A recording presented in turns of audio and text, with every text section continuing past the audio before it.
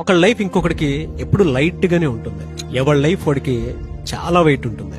For example, నేను మీకు ఒక పిక్చర్ చూపిస్తాను చూడండి. ఈ పిక్చర్ లో పైన ఒక అబ్బాయి కింద ఉన్నటువంటి అమ్మాయిని రక్షిద్దామని చూస్తున్నాడు. అది కూడా ఎలాగా, ఒక పెద్ద బండరాయి మీద పడినా చతికిలు పడిపోయి ఉన్నా సరే ఆ అమ్మాయిని రక్షిద్దామని చెప్పేసి అనుకుంటాడు. కిందున్న అమ్మాయి కూడా పైకి వెళ్దామని ప్రయత్నం చేస్తుంది. కానీ మధ్యలో ఉన్నటువంటి పాము తన కూరలతోటి కంటిన్యూగా అటాక్ చేస్తూనే ఉంది. అమ్మాయి పైకి ఎక్కలేని పరిస్థితి. ఈ పిక్చర్ చూస్తే మీకు చాలా క్లియర్ గా అర్థమవుతుంది.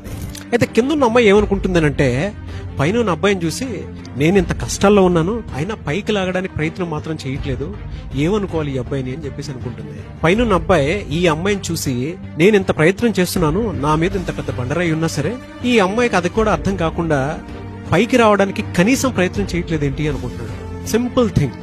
ఇక్కడ డీప్ అబ్జర్వేషన్ లో వాళ్ళ కాన్వర్జేషన్ కనుక మనం చూస్తే, పైన బండరాయి ఉన్నటువంటి విషయం ఈ అమ్మాయికి తెలియదు, మధ్యలో పాము ఉందన్నటువంటి విషయం ఈ అబ్బాయికి తెలియదు. సిచ్యువేషన్ ఎలా ఉంది అని అంటే, కొన్నిసార్లు మన చుట్టుపక్కల మన కుటుంబ సభ్యులు, మనతో ఉండేటువంటి వాళ్ళు, మన మంచి కోరుకునేటువంటి వాళ్ళు చాలా మంది మన చుట్టుపక్కల ఉన్న మన కష్టాలు బాధలు వాళ్ళకి తెలియకపోవచ్చు. అందుకే అపార్థం చేసుకునే ముందు అవగాహనకి రండి. కొన్నిసార్లు మనం చూసేటువంటి నిజం అబద్ధం కూడా అవ్వచ్చు. దానివల్ల మనకు బాగా ఇష్టమైనటువంటి ఆప్తులు కూడా కోల్పోతాం. ఆ పరిస్థితి మీరు అక్కడ దాకా తెచ్చుకోవద్దు. కంప్లీట్ పిక్చర్ లో మీరు అర్థం